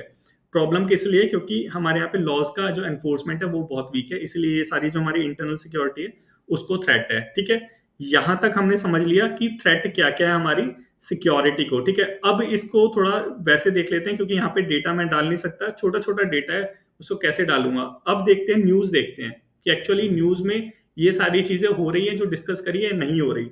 अब इसको थोड़ा सा जल्दी जल्दी देख लेते हैं। देखो, सबसे पहले हमने नॉर्थ ईस्ट देखा था, असम राइफल में, ये देखो उल्फा ने अटैक करा नामदांग के अंदर, तो वहां पे ये सारी चीजें चल रही हैं, अटैक हो रहा है अभी भी। ठीक है, अभी भी वो माने नहीं है। उसके बाद हम देखते हैं लॉ एंड ऑर्डर की प्रॉब्लम, ये खालिस्तान वाली प्रॉब्लम। देखो, दिल्ली मेट्रो में डिफेस कर दिया प्रॉपर्टी को, वहां पे प्रो खालिस्तान करके वो बैनर आया, देखते हैं, ये देखो दिख रहा है, खालिस्तान रेफरेंडम जिंदाबाद। अभी भी ये जो फीलिंग है ये एग्जिस्टेंस में है, ये इसका एग्जाम्पल है। ठीक है, मेट्रो में, ये दिल्ली मेट्रो का है ये वाला एग्जाम्पल।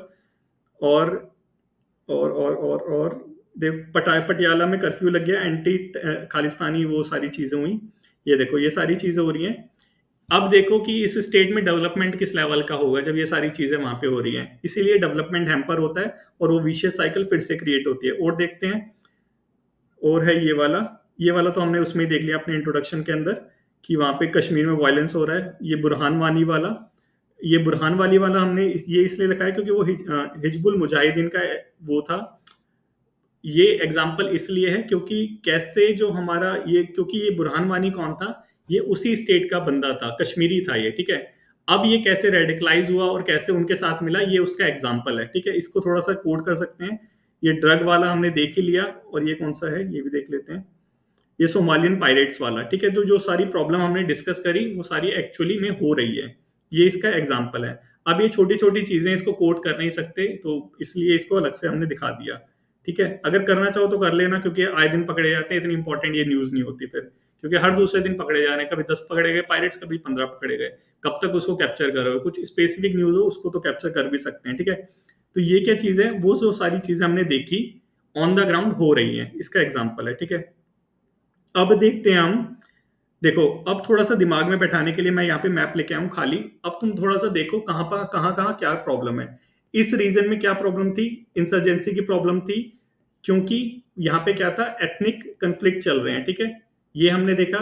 यहाँ इस रीजन में क्या प्रॉब्लम थी, यहाँ पे खालिस्तान की डिमांड चल रही है। इस रीजन में क्या प्रॉब्लम थी, यहाँ पे क्या हो रहा है, रेडिकलाइज हो रहा है, इस्लामिक स्टेट बनाना चाहते हैं स्टेट को। ठीक है, ये पूरा रीजन किस लिए था, ये पूरा, इस पूरे रीजन में क्या था, रेड कॉरिडोर था, नक्सलाइट वाली, यहाँ पे मूवमेंट बहुत ज्यादा हो रही थी। इसके अलावा हमारा कोस्टल एरिया कितना लंबा है, देखो कहीं से भी कोई भी एंटर करेगा और अटैक करेगा। एग्जाम्पल बॉम्बे वाला, बॉम्बे में, मुंबई में अटैक हुआ था ना 26/11 को हुआ था, हाँ वही वाला, ये हो गया कसाब वाला। ठीक है, उसके बाद यहां से क्या हो रहा है, यहां से लिट्टे वाली प्रॉब्लम आ रही है।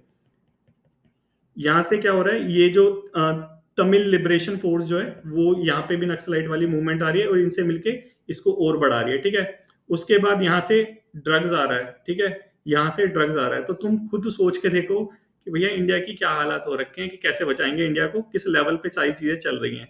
ठीक है, इसीलिए ये मैप लेके आया मैं कि तुम्हें पता हो ये सारी चीजें। यहाँ से सोमालियन पायरेट्स वाली प्रॉब्लम आ रही है। ठीक है, तो इसको एक बेसिकली दिमाग में डालना है कि कहाँ कहाँ क्या क्या प्रॉब्लम आ रही है। ठीक है, आई होप यहाँ तक सब समझ आ गया होगा। अब थोड़ा सा सॉल्यूशन देख लेते हैं कि सॉल्यूशन कैसे हमारी जो गवर्नमेंट है कैसे इन सब चीजों को टैकल कर रही है। भाई इतनी सारी चीज हो रही है, गवर्नमेंट तो तंग आ जाती होगी ये सारी चीजें कर करके। तो अब देखते हैं कैसे हो रहा है सारा चीज। ठीक है, नॉर्थ ईस्ट रीजन से शुरुआत करते हैं।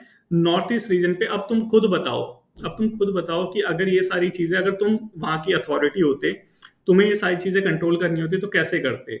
वहां पे इकोनॉमिक डेवलपमेंट लेके आते हैं। ठीक है, उनके साथ जो ये जो ग्रुप्स हैं उनसे हम टॉक करते, पीस टॉक करते कि ये जो सारी चीजें ये मत करो। फिर वहां पे थोड़ा थोड़ा डेवलपमेंट लेके आते, पीएसयूज लेके आते, रोड कनेक्टिविटी स्टैब्लिश करते, कुछ पॉलिसी लेके आते, तब जाके वहीं पे वहां पे हम एक पीस को स्टैब्लिश कर सकते हैं। बिल्कुल यही तरीका है, और कोई तरीका भी नहीं है, क्योंकि आर्म फोर्सेस अकेला वो तरीका जो है वो सॉल्यूशन नहीं हो सकता कि हम मिलिट्री वहां पे डिप्लॉय कर दे और सोचे कि वहां पे जो शांति आ जाए। कभी नहीं हो सकता। वहां पे हमें ड्यूअल और कह लो मल्टी प्रॉन्ग जो अप्रोच है उसको फॉलो ही करना पड़ेगा, कि इकोनॉमिक प्रोस्पेरिटी भी लानी पड़ेगी, जो इंडिविजुअल जो ग्रीवांसेस है उसको भी सॉल्व करना पड़ेगा, प्लस हमें क्या हाँ बिल्कुल यही गौरव, प्लस हमें क्या करना पड़ेगा कि वहां पे जो ये जो मिलिट्री है वो भी हम वहाँ पे डिप्लॉय करनी पड़ेगी। तो हर तरह से हमें वहाँ पे सॉल्यूशन लाना पड़ेगा, और वही हमारी गवर्नमेंट कर रही है कि पीस डील सेटलमेंट साइन कर रही है वहाँ पे। ये जो नेशनल लिबरल फ्रंट त्रिपुरा की जो है वहाँ पे एग्रीमेंट हुआ है, बोडो पीस अकॉर्ड हुआ है, कर्बी अलोंग पीस अकॉर्ड हुआ है। ये सारी चीजें क्या है कि पीस टॉक वहाँ पे उन जो ग्रुप्स हैं उनके साथ हमने पीस टॉक करा है। नागा वाला हमने देख ही लिया था कि जो वो ग्रुप है उनसे बोला है कि हमने कुछ करेंगे, तुम चिंता मत करो, हमारा ये जो अकॉर्ड है, ये एग्रीमेंट है, इसको साइन करो चुपचाप, ठीक है। उन्होंने साइन करा कि सोचा कि यहाँ पे अब डेवलपमेंट आएगा धीरे धीरे, और गवर्नमेंट ला भी रही है, धीरे धीरे एक्टिविटीज वहाँ पे कम हो रही है। अब हमने क्या करा कि वहां से रेफ्यूजीज की हमने देखा था प्रॉब्लम आ रही है, रेफ्यूजीज आ रहे हैं म्यांमार से आ रहे हैं, बांग्लादेश से आ रहे हैं, ठीक है। अब वो जो रेफ्यूजी आ रहे हैं उनको भी रोकना है, ठीक है। तो हमें क्या करना पड़ेगा, बॉर्डर पे सिक्योरिटी टाइट करनी पड़ेगी। वही क्या करा हमने, फेंसिंग कर दिया बॉर्डर को रीजनल कोऑपरेशन से। यही एग्जांपल है इसका, इंडो बांग्लादेश पे जो त्रिपुरा वाला बॉर्डर है 24 किलोमीटर, वहां पे हमने अच्छे से फेंस कर दिया, वहां से ज्यादा ये रेफ्यूजीज आते थे, ठीक है। रेफ्यूजीज की प्रॉब्लम सॉल्व करी। और हमने क्या करा कि जो डिस्ट्रिक्ट है उसको एस्पायरेशनल डिस्ट्रिक्ट प्रोग्राम के अंदर लेके आए, उस डिस्ट्रिक्ट को, कि उस डिस्ट्रिक्ट को हम डेवलप करेंगे इकोनॉमिकली। ये है एस्पायरेशनल डिस्ट्रिक्ट प्रोग्राम, ठीक है। ये वाला प्रोग्राम लेके आए कि अब वहां पे क्या हो रहा है, डेवलपमेंट हो रही है। और क्या क्या लेके आए हम, रीजनल कनेक्टिविटी के लिए हम प्रोग्राम लेके आए कि वहां पे कनेक्टिविटी हमें एस्टेब्लिश कर लिए। वैसे ही उड़ान है, उड़े देश का आम नागरिक, वो क्या है वहां पे जो फ्लाइट वाली कनेक्टिविटी है वो प्रोवाइड कराएगा, एरोप्लेन वाली। और क्या है वहां पे, रेलवेज कनेक्ट करेगा। रेलवेज क्या करेगा, नॉर्थ ईस्ट रीजन के जितने भी स्टेट हैं, स्टेट की जितनी भी कैपिटल है, उन सबको रेलवे से कनेक्ट करेगा, ठीक है। एक यहाँ पे तुम्हें पता होगा कि नॉर्थ ईस्ट में जब तुम जाते हो तुम रेल से नहीं जा सकते, ठीक है, फ्लाइट से जाना पड़ेगा, और बाद में रेल लेना चाहो तो ले सकते हो। लेकिन डायरेक्टली सोचो यहाँ से ट्रेन चले और वहां पे जाके मणिपुर में उतार दे, इम्पॉसिबल है, कनेक्टिविटी नहीं है हमारी वहां पे, ठीक है। तो वही कनेक्टिविटी हमारी गवर्नमेंट लगा वो स्टैब्लिश कर रही है, उसी के ये सारे एग्जाम्पल है। उड़ान 4.0 रेलवे हो गया, और मैत्री सेतु हो गया। मैत्री सेतु क्या है, फेनी नदी के ऊपर है। देखो, अगर हमें वहां पे स्टेबिलिटी लानी है, कनेक्टिविटी स्टैब्लिश करनी है, तो हमारा चिकन कॉरिडोर है एक, तुम्हें पता होगा, छोटा सा है, चाइना हमेशा उसको गर्दन घोटने की कोशिश करता है। तो हमारे क्या है कि हम और कंट्रियों के साथ जो है टाई अप कर रहे हैं कि हमें कनेक्टिविटी प्रोवाइड कराओ। उसी का एग्जांपल है ये मैत्री सेतु। ये मैत्री सेतु त्रिपुरा से बांग्लादेश तक है, ठीक है। तो वहां से भी एक कनेक्टिविटी आएगा, वहां से भी क्या होगा कि इंडस्ट्रीज आ सकती है बांग्लादेश की, ठीक है। एक ये हो गया। और क्या है, हमारा एक डेवलपमेंट होता है अंडर वहां पे, एक्ट ईस्ट पॉलिसी है हमारी इंडियन गवर्नमेंट की, एक एक्ट ईस्ट पॉलिसी है जिसके अंदर हम नॉर्थ ईस्ट रीजन को डेवलप करते हैं। उसके अंदर 10% जो हमारा बजटरी सपोर्ट है वो प्रोवाइड कराना ही पड़ेगा, मैंडेटरी है। और कुछ इनिशिएटिव है जैसे स्वदेश दर्शन स्कीम की, वहां पे टूरिज्म को बढ़ावा देने के लिए स्कीम है। एग्री एक्सपोर्ट जोन बना रहे हैं वहां पे, और नेशनल बैम्बू मिशन वहां पे लेके आए क्योंकि वहां पे बैम्बू की खेती ज्यादा होती है, ठीक है। तो ये सारे क्या इनिशिएटिव है कि उस रीजन को इकोनॉमिकली प्रॉस्पर कर रहे हैं, उस रीजन में हम एम्प्लॉयमेंट लेके आ रहे हैं, उस रीजन में हम कनेक्टिविटी प्रोवाइड करा रहे हैं, ठीक है। इन सब अगर ये सारे जो सॉल्यूशन है ये अप्लाई करेंगे तो नॉर्थ ईस्ट रीजन जो है प्रॉस्पर हो जाएगा, और ये जो सक्सेशनिस्ट वाली डिमांड है ये कभी नहीं उठेगी। देखो, जब कोई, ये सिंपल एग्जांपल से देखो कि जब कोई अलग होने की बातें करता है तो क्यों करता है, उसको हमेशा ऐसा लगता है कि मेरे जो अधिकार है वो मेरे को दे ही नहीं जा रहे। घर के अंदर जो बड़ा भाई होता है वो अलग हो जाता है, न्यारा हो जाता है शादी के बाद, क्यों होता है कि उसको लगता है कि यार मेरे राइट है ना वो मेरे को दिए नहीं जा रहे, मेरी सिक्योरिटी, मेरी जो प्राइवेसी, मेरे जो होने चाहिए, मेरे जो राइट्स होने चाहिए वो कहीं ना कहीं छिल रहे हैं, इसलिए मेरे को अलग हो जाना चाहिए। वैसे ही सेम अप्लाई होता है स्टेट्स के ऊपर। जैसे यहाँ पे हमने देखा था, तो वहां पे अगर उनको राइट प्रोवाइड करा दो, उनका स्पेशल दर्जा प्रोवाइड करा दो, उनका एम्प्लॉयमेंट प्रोवाइड करा दो, उनको कनेक्टिविटी सब चीज प्रोवाइड करा दो, तो वो क्यों अलग होने की बात करेंगे, ठीक है। तो इसीलिए हमारी गवर्नमेंट का प्रयास है। वैसे ही यहाँ वहां पे अप्सा लगा हुआ है, अप्सा बॉर्डर सिक्योरिटी इंसर्जेंट को टैकल करेगा, वो सारी चीजें करेगा जो मतलब कि आयरन आयरन हैंड वाला जो चीजें होती है वो करेगा अफसर, ठीक है। ये समझा नॉर्थ ईस्ट रीजन को कैसे टैकल करना है। सेम यही सारी चीजें ये हमारा पंजाब में भी अप्लाई होगा, ये यही कश्मीर में भी अप्लाई होगा। लेकिन और देख लेते हैं, जो पंजाब है वहां पे कैसे कर सकते हैं। देखो, जितने भी हमने ये बब्बर खालसा वाले ग्रुप देखे थे, इन सबको हमने अपने ऊपा के अंदर टेररिस्ट ऑर्गेनाइजेशन डिक्लेयर कर दिया है, लिस्ट कर दिया है कि ये सारे कौन है, टेररिस्ट ऑर्गेनाइजेशन है, ठीक है।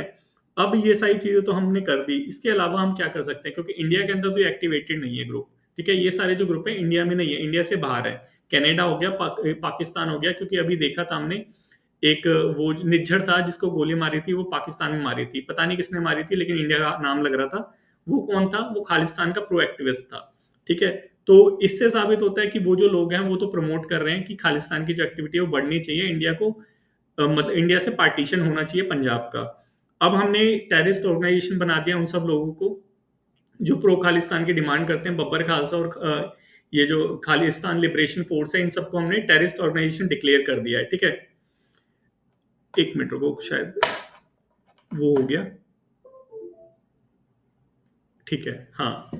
तो अब दूसरी तरफ हम क्या कर रहे हैं कि जिन जिन स्टेट्स में बेसिकली यहाँ पे स्टेट की बात करूं तो कनाडा ही है हमारा एक, वहीं की बात करें, पाकिस्तान के साथ तो वैसे ही रिलेशन हमारे अच्छे नहीं है, तो वहां पे हम क्या कर रहे हैं, मिनिस्ट्री लेवल पे, एक्सटर्नल अफेयर वाली मिनिस्ट्री लेवल पे हम कंसल्टेट करते हैं, वही फॉरेन ऑफिस कंसल्टेशन, और मिनिस्ट्रियल मीटिंग में इस चीज को उठाते हैं, डिमांड को, कि तुम्हारे स्टेट के अंदर हमारे मतलब तुम्हारे स्टेट मतलब तुम्हारी कंट्री के अंदर हमारी कंट्री से रिलेटेड जो जो एक्टिविटी होती है उसके बारे में हमें इंफॉर्मेशन एक्सचेंज करो, और अपने स्टेट में अपनी कंट्री में उसको कर्व करो। ठीक है, ये सारी चीजें हम कर रहे हैं इंटरनेशनल लेवल पे और नेशनल लेवल पे। ठीक है, अब देखते हैं ये वाली चीज कि वो जो रेड कॉरिडोर वाली जो प्रॉब्लम थी उसको कैसे सॉल्व कर रहे हैं। ये देखो, लेफ्ट विंग एक्सट्रीमिस्ट ग्रुप है जो माओइस्ट को कहते हैं। अब हमने क्या कर दिया है उसके लिए LWE, लेफ्ट विस्ट लेफ्ट विंग एक्सट्रीमिस्ट, एक डिवीजन एस्टेब्लिश कर दिया है MHA के अंदर। अब ये क्या करेगा, स्पेसिफिकली इस प्रॉब्लम को डील करेगा, और हमारी कुछ नेशनल पॉलिसी एक्शन प्लान्स है जो मल्टी प्रोंग अप्रोच अडॉप्ट करेगी। मल्टी प्रोंग अप्रोच अडॉप्ट करेगी का मतलब क्या है कि हम मिलिट्री लेवल पे भी, जैसे हमारी CRPF हो गई और जो हमारी फोर्सेज हैं जो वहां पे डिप्लॉयड है, वो भी टैकल करेगी इस प्रॉब्लम को।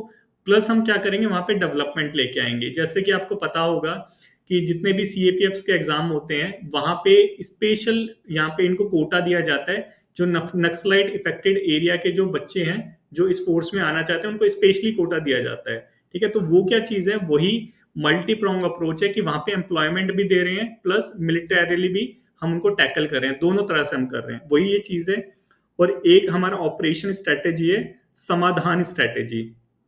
समाधान स्ट्रेटेजी क्या है, ये भी मल्टी प्रोंग अप्रोच है। इसके अंदर हम क्या कर रहे हैं, इकोनॉमिकली डेवलप भी कर रहे हैं और हमारी जो मिलिट्री है उसको मॉडर्नाइज भी कर रहे हैं, ड्रोन का यूज कर रहे हैं, हेलीकॉप्टर्स का यूज कर रहे हैं कि ग्राउंड पे भी और एयर में भी दोनों तरह से हम अटैक करें माओइस्ट के ऊपर। ठीक है, ये है हमारा समाधान। और modernisation of police force scheme है हमारी, जो पुलिस फोर्स है उसको मॉडर्नाइज करने के लिए। ठीक है, ये क्या चीजें हैं, हम हमारे जो रेड कॉरिडोर है उस प्रॉब्लम को सॉल्व करने के लिए हमारी गवर्नमेंट क्या क्या चीज कर रही है वो है। उसके साथ साथ और क्या चीजें, डेवलपमेंट इनिशिएटिव्स हैं कुछ हमारे, जैसे रोड कनेक्टिविटी हम प्रोवाइड करा रहे हैं। अगर कुछ भी वहां पे डेवलपमेंट लाना होगा सबसे पहले तो हमें कनेक्टिविटी चाहिए। ठीक है, तो वही ये चीज है, इसके लिए रोड रिक्वायरमेंट प्लान 1 है और रोड कनेक्टिविटी प्रोजेक्ट है। सेम यहाँ पे भी एस्पायरेशनल डिस्ट्रिक्ट प्रोग्राम है उस एरिया के लिए, रेजिडेंशियल मॉडल स्कूल है, और यहाँ पे ऑपरेशन ग्रीन हंट है नक्सलाइट एरिया के लिए कि उनको स्पेसिफिकली टारगेट करके हंट किया जाएगा। ठीक है, तो ये क्या चीजें हैं, टोटल चीजें हैं कैसे हम अपनी इंटरनल सिक्योरिटी को सिक्योर बनाएंगे हमारी गवर्नमेंट का इनिशिएटिव के थ्रू। ठीक है, यहां तक आई होप समझ आ गया होगा कैसे इंटरनल सिक्योरिटी को बचाना है। अब थोड़ा सा एक्सटर्नल सिक्योरिटी को हम देख लेंगे। एक्सटर्नल सिक्योरिटी में आता है सबसे पहले टेररिज्म। हमने टेररिज्म देखा था, टेररिज्म को टैकल करना, क्योंकि ये क्या है, एक्सटर्नल थ्रेट है। एक्सटर्नल थ्रेट है मतलब ये ग्लोबल थ्रेट है कि किसी एक पर्टिकुलर रीजन का नहीं है, किसी एक पर्टिकुलर कंट्री का नहीं है, ग्लोबल इसको है। तो ग्लोबल है तो ग्लोबली इसको टैकल करना पड़ेगा। तो ग्लोबली कैसे टैकल करते हैं, UNSC का एक कमेटी है, काउंटर टेररिज्म कमेटी, जो मॉनिटरिंग करती है कि जो भी रेसोल्यूशन होते हैं UNSC के उसको इंप्लीमेंट कर रहे हैं या नहीं कर रहे। ठीक है, एक ये चीज हो गया। दूसरा क्या है, ग्लोबल काउंटर टेररिज्म फोरम है। ये इनफॉर्मल फोरम है, बेसिकली इंडिया इसका मेंबर है। यहाँ पे बेसिकली डिस्कस करते हैं क्या क्या प्रॉब्लम हो रही है, कैसे उसको सॉल्व करा जाए, उसके लिए एक फोरम है। और SCO, ये जो हमारा शंघाई कॉपरेशन वाला है, ये इसका एक रैट है, रीजनल एंटी टेररिस्ट स्ट्रक्चर है, जिसके अंदर हम जो है इंडिया है अपने इंटरेस्ट के लिए आवाज उठा सकता है। ठीक है, प्रॉब्लम क्या आती है, बेसिकली प्रॉब्लम ये है कि नेशनली लेवल पे टेररिज्म की कोई डेफिनेशन नहीं है, एडॉप्टेड डेफिनेशन नहीं है कि टेररिस्ट बोलते किसे हैं। कोई बोलता है कि ये जो टेररिस्ट है ये क्या है, अपने हित के लिए लड़ रहे हैं। ठीक है, तो ह्यूमन राइट्स वहां पे उठ जाता है। ये सारी प्रॉब्लम आती है इन सब चीजों को टैकल करने के लिए।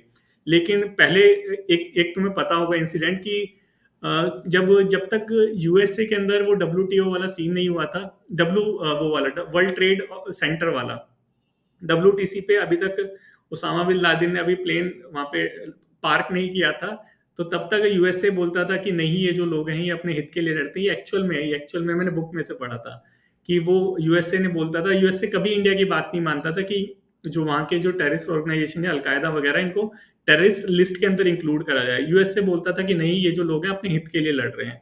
अब जो हमारा उसामा बिन लादेन था उसने पार्क कर दिया WTC में अपना एरोप्लेन, उसके बाद बोला इनको लिस्ट में डालो।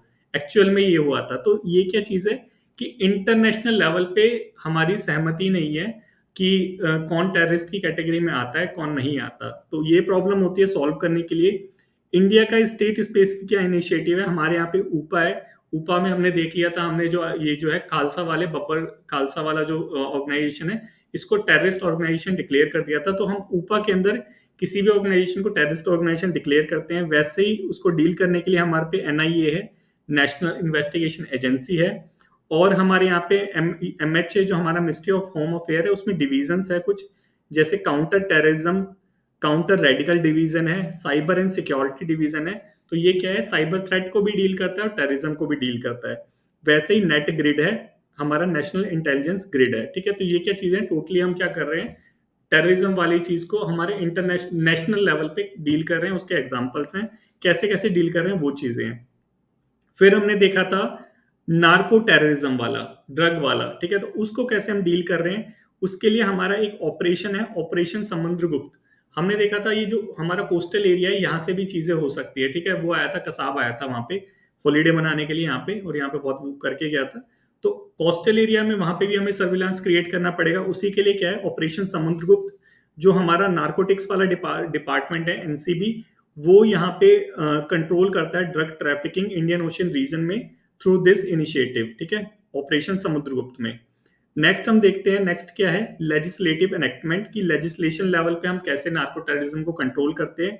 Narcotic drug and psychotropic substance act है हमारा, इसके अंदर जो भी चीजें होती हैं, जैसे अभी पंजाब में पकड़ा गया तो इसी एक्ट के अंदर उनको अंदर डाला। ठीक है, ये एक चीज है। और एक हमारा नो कोड पोर्टल है। ये पोर्टल क्या है कि जितने भी लोग, ये जो एनफोर्समेंट एजेंसी है, इनको एक कॉमन जो है प्लेटफॉर्म प्रोवाइड कराता है, एनकॉर्ड। ठीक है, तो ये क्या करते हैं, एक मतलब अलग अलग लोगों को अलग अलग जाके इनिशिएटिव लेने की जरूरत नहीं है, एक साथ ही कोलैबोरेट करो और थोड़ा सा टाइम बचाओ, थोड़े से पैसे बचाओ, उसी का एग्जांपल है नो कोड। ठीक है, समझ आए नार्को टेररिज्म कैसे कंट्रोल कर रहे हैं। फिर हमने देखा था बायो टेररिज्म। बायो टेररिज्म के लिए बेसिकली अभी ये जो प्रॉब्लम है इतनी ज्यादा नहीं आई है। हमारा नेशनल लेवल पे एपिडेमिक डिजीज एक्ट है 1897, इसको कंट्रोल करने के लिए सर्विलांस क्रिएट करते हैं, जो डिजास्टर मैनेजमेंट अथॉरिटी है, प्राइवेट और पब्लिक पार्टिसिपेशन करके इसको कंट्रोल करने की कोशिश करता है। नेशनली लेवल पे इसको याद रखना, बायोलॉजिकल वेपन कन्वेंशन है। ये जो कन्वेंशन है ये बेसिकली क्या करता है कि जो हमारे जो बायो वेपन है इनको यूज करने के लिए प्रोहिबिट करता है। इसलिए जो वॉर वगैरह होती है, चाहे वो इसराइल में हो चाहे वो रशिया में हो, बायो वेपन हम यूज नहीं करते। ठीक है, क्योंकि अंडर इस कन्वेंशन आता है, ये वाली कन्वेंशन जनेवा वाली बायोलॉजिकल वेपन कन्वेंशन, और ये कुछ चीजें हैं। ठीक है, ये हो गया हमारा। अभी रिसेंटली क्या हुआ था, हमारा एक जॉइंट एक्सरसाइज हुआ था यूएस के साथ, तारकश करके। तो इसके अंदर हमने प्रैक्टिस करी की थी कि अगर बायोलॉजिकल टेरर अटैक होता है तो उसका रिस्पॉन्स कैसे करना है। इसीलिए इस चीज को मैं यहाँ पे लेके आया, बायो टेररिज्म को। ये समझा हमने टेररिज्म को कैसे टैकल करना है नेशनली इंटरनेशनली, नार्कोटिक्स के लिए हमारे नेशनली क्या क्या चीजें हैं, और बायो टेररिज्म के लिए। ठीक है, अब हमने देखी थी पायरेसी वाली प्रॉब्लम। पायरेसी को कैसे कंट्रोल करें हम।